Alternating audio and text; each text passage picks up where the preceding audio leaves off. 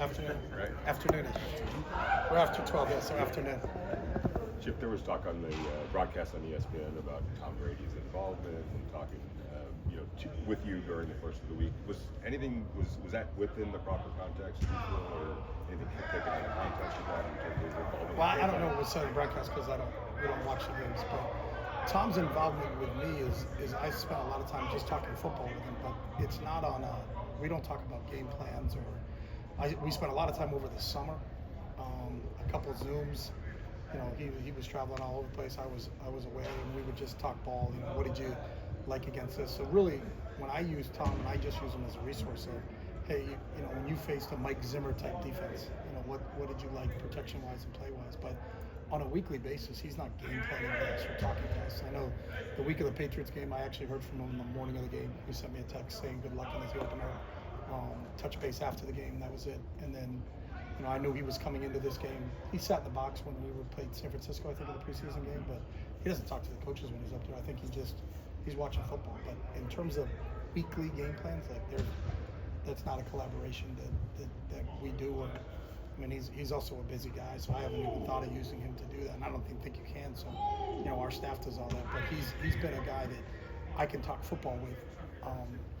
Just shooting it about, hey, have you ever faced a two-trap defense or the inverted Tampa 2 that everybody's running out? If you ever see, what was your best thoughts about that? Things like that.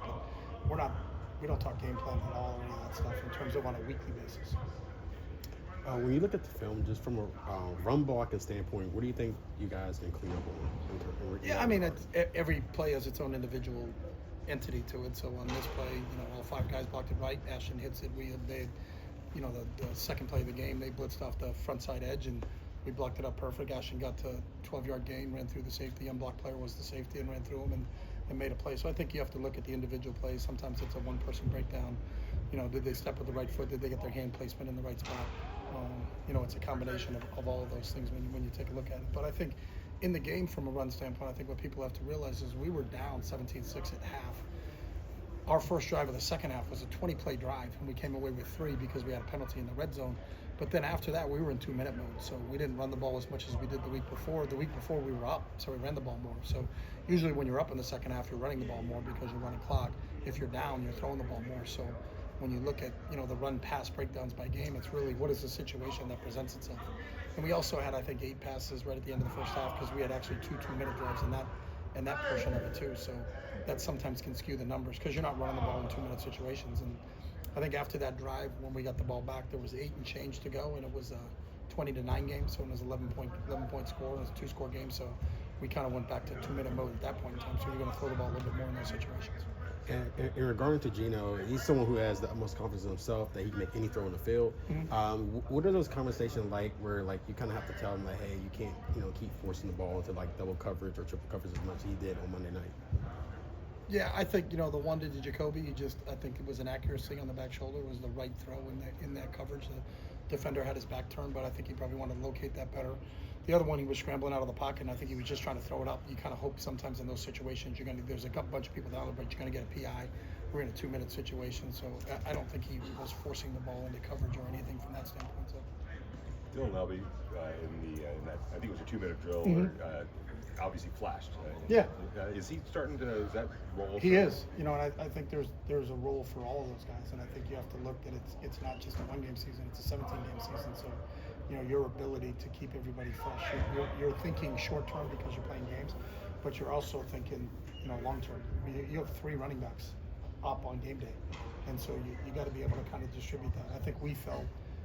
As a staff, Ashton played 54 snaps the week before, and that was a little heavy. So how do we use that? And Dylan's done a great job. Dylan's great in protection. Dylan does a great job as a receiver coming out of the backfield. So he handled the 2-minute for us, and then Zeus handled some of the third down stuff for us. Just so you're trying to spread those carries out, or really not those carries out because it doesn't matter if there's a run or a pass, but you're trying to spread out the amount of snaps in a game. If you have 3 running backs up and one guy's playing 55. And another guy's playing 3 and another guy's playing 2, over the course of the season, that guy's going to get worn down. And by the time you get, where's our back? Well, we ran him out by game 8. So, I think you have to look long term. Last year, actually, when at Ohio State, we had 2 great backs, Travion Henderson and Quinshon Junkins. And and both of them ended up rushing in a 16-game season because we played in the playoffs through. They were both 1,000-yard rushers, but neither of them ever had 20 carries in a game. Over the course of the season, we knew from the beginning of the season to the end of the season that we need to protect these guys, and that if you could have seriously said, hey, let's give it to Travion 30 times in this game, and he would have had a hell of a game and done some other things. But what are the long-term effects of that, too? So I think you kind of have your eye on the game that you're in right then. And we have total confidence in both Zeus and Dylan when they get in a game that they're going to do things with the ball, and they both did good things when they get their opportunities. Were you always cognizant of that? I mean, I know analytics has come into the game. Was that something that you had to be tucked into, or did you kind of? No, we've always been that. I think if you, especially when you get to the NFL, I've always said that cut down day, when you come out here, you have 90 guys in camp, and you come out on cut down day, and you're like, where is it? We had 13 receivers, and now we have 5. And so now you're saying, all right, rep-wise, what do we do here, and how are we conscious about that? And I think it comes up all the time. You would love for Brock Bowers to play every play. You would love for Ashton Genty to play every play. But if you play Brock and Ashton or any of those guys every play in every game, by the time you get to game 8, you're not going to have guys left. Because there's a certain amount of plays. In basketball, it's called load management. It's not. We're not sitting out games here, but I think you have to be conscious of, over the course of 17 games, if some guy's carrying the ball 30 times a game, they only have so many carries in a season, and if you're gonna waste them, not waste them, but if you're using them early, then it's gonna hurt you late. So there tries to be a balance, and when you have depth, you have balance. There's some teams that don't have depth, so this guy's the guy because there's a huge drop off. When you have some depth, it's beneficial to make sure, because even in games where you're not getting 60 snaps, you're getting 70 snaps and 80 snaps. Well, if you didn't take him out in the first and second quarter, by the time you get to the fourth quarter, he's dead. And when you really need him, so you got to kind of, over the course of the game, you're hoping that you're getting in that 60 to 70 range. So how do we distribute those snaps? And that's really what Dylan's doing with those guys, and he handles all those substitutions. Talk about usage. A guy like Dante Thornton, who Gino is continuously trying to find down the field, trying to make something happen with. How important is it, do you feel, to keep him involved in the game plan as much as he is to make sure that he's in those reps? I think it's important to keep all 5 guys involved in the game plan. You can't specifically just throw to one guy, because then defenses are going to start to double that one guy and take that away. So, you got 5 eligibles on every play, and at some point in time, you got to get it to him. I think when we hit him on the shallow cross, he did an unbelievable job on 3rd down and almost slipped out of the diving tackle by the safety, and that would have been an even bigger game for him. But you saw his effectiveness against the Patriots, and I think the way it's going to be as the season expresses itself, there's going to be games where Jacoby's a leading receiver and Brock's a leading receiver, and then they may try to do some things to try to take him away, and that's when Tuck and Dante and the other guys have to step up. Mike Mayer, Mike did a really nice job, especially in the New England game, especially on 3rd down, made some real critical 3rd down conversions for us and got us into field goal range at the end of the game. So again, you're going to need all of your skill guys. You're going to need all 3 tight ends, you're going to need all 3 running backs, you're going to need all 5 receivers that are up on game day to contribute to that. Chip, from one New Hampshire Wildcat to another, how has your impression of Dylan changed from the day you got here to what you see of him right now? Well, I don't think my impression has changed at all. When I got here, you could just tell he had an amazing work ethic. You could tell all the players on the team really respected him because of how he takes care of himself in the weight room, how he attacks the meeting room, how he attacks special teams. So, and I had heard all about him. He was, a superstar at the FCS level in New Hampshire, and rightly so, because he's a heck of a football player. But when I got here, I kind of expected what I saw, and that a guy who's got an amazing work ethic to go along with a lot of talent. Like, I think he can continue to play in this league for a long time because he embraces any role you give him. There's nothing too big or too small for him. You want him to be on special teams and rush a punter, then he'd love to do that. You want him to be a kick returner, he'd love to do that. You want him to be a 3rd down back, he'd love to do that. If we told him he was going to go, hey, we're going to switch and you go play defense now, I'd be like, all right, what do you want me to play? I mean, he's got that type of mindset. So, you need guys like that. He's a glue guy on this team, and I think all teams need people like Dylan on their team.